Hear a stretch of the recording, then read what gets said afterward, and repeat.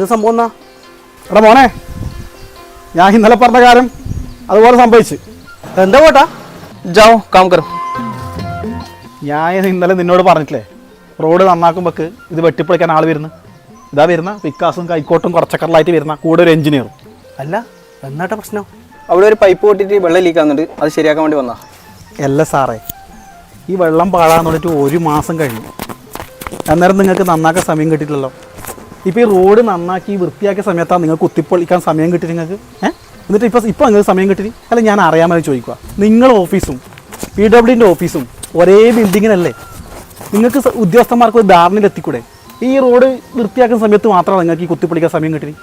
ഇവരെ സ്ഥിരം പരിപാടി തന്നെയല്ലേ, റോഡ് നന്നാക്കുക, കുത്തിപ്പൊളിക്കുക, ആദ്യം നന്നാക്കുക, ആദ്യം പൊളിക്കുക. പിന്നെ എന്നാ വേറെ പണി വേണ്ട ഇവർക്ക്? എന്നിട്ട് ഞാനിപ്പോ ആഹാ, അത് ശരി. ഈ റോഡ് കുത്തിപ്പൊളിക്കുന്നതൊക്കെ ശരി. ഈ റോഡ് എങ്ങനെയാണോ അതേപോലെ ശരിയാക്കിയിട്ട് പോയാൽ മതി, അല്ലെങ്കിൽ നമ്മൾ സമ്മതിക്കില്ല. ആരോട് പറയേ, ആര് കേൾക്കേ? നിങ്ങൾക്കൊന്നും വേറെ പണിയൊന്നുമില്ലേ? പാവങ്ങളായ ജനങ്ങളുടെ ക്ഷേമത്തിന് വേണ്ടി സർക്കാർ നീക്കിവെച്ചിട്ടുള്ള വൻതുകകൾ ഗ്രാമങ്ങളിലെ ജനകീയ കമ്മിറ്റികളിൽ കൺവീനർമാരായി കടന്നുകൂടിയിട്ടുള്ള ഇടത്തട്ടുകാർ അപഹരിക്കുകയും ആ തുക ഓഫീസർമാരും കരാറുകാരും പങ്കിട്ടെടുക്കുകയും ചെയ്തു.